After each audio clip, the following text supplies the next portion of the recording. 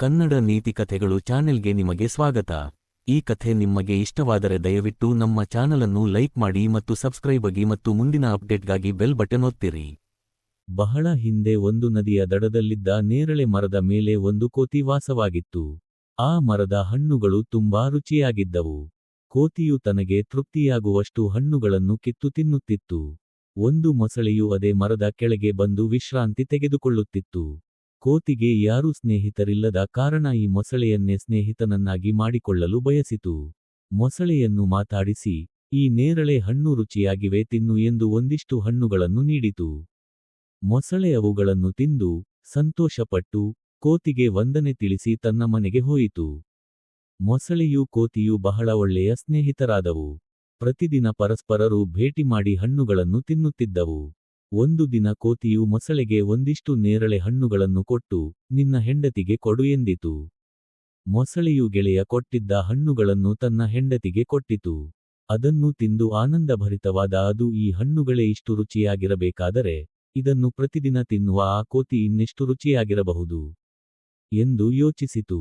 ನನಗೆ ಆ ಕೋತಿಯ ಹೃದಯ ತಂದು ಕೊಡು, ನಾನದನ್ನು ತಿನ್ನಬೇಕು ಎಂದಿತು ಹೆಣ್ಣು ಮೊಸಳೆ. ಆ ಕೋತಿಯು ತನ್ನ ಒಳ್ಳೆಯ ಗೆಳೆಯನೆಂದು, ಈ ಕೆಲಸ ತನ್ನಿಂದ ಸಾಧ್ಯವಿಲ್ಲವೆಂದು ಅದೆಷ್ಟೋ ರೀತಿಯಲ್ಲಿ ಹೇಳಲು ಗಂಡು ಮೊಸಳೆ ಪ್ರಯತ್ನಿಸಿತು. ಆದರೆ ಆ ಹೆಣ್ಣು ಮೊಸಳೆ ತನ್ನ ಹಠವನ್ನು ಬಿಡಲೇ ಇಲ್ಲ. ಕೋತಿಯ ಹೃದಯ ಸಿಗುವ ತನಕ ತಾನು ಏನನ್ನೂ ತಿನ್ನುವುದೇ ಇಲ್ಲ ಎಂದು ಉಪವಾಸ ಕುಳಿತುಬಿಟ್ಟಿತು. ನಿರುಪಾಯನಾದ ಗಂಡು ಮೊಸಳೆ ಕೊನೆಗೂ ಕೋತಿಯನ್ನು ತಂದು ತನ್ನ ಹೆಂಡತಿಗೆ ಕೊಡಲು ಒಪ್ಪಿಕೊಂಡಿತು. ಮಾರನೇ ದಿನ ಮೊಸಳೆಯು ಕೋತಿಯನ್ನು ತನ್ನ ಮನೆಗೆ ಊಟಕ್ಕೆ ಆಹ್ವಾನಿಸಿತು. ಕೋತಿ ಅದಕ್ಕೆ ಒಪ್ಪಿತಾದರೂ ತನಗೆ ಈಜಲು ಬರುವುದಿಲ್ಲ ಎಂದಿತು. ಮೊಸಳೆ ಹೇಳಿತು, ಯೋಚಿಸಬೇಡ ಗೆಳೆಯ, ನೀನು ನನ್ನ ಬೆನ್ನ ಮೇಲೆ ಕುಳಿತುಕೋ, ನಾನು ನಿನ್ನನ್ನು ನನ್ನ ಮನೆಗೆ ಕರೆದೊಯ್ಯುತ್ತೇನೆ. ಕೋತಿಯು ಖುಷಿಯಿಂದ ಮೊಸಳೆಯ ಬೆನ್ನ ಮೇಲೆ ಕುಳಿತಿತು. ಮೊಸಳೆ ಈಜಲು ಪ್ರಾರಂಭಿಸಿತು.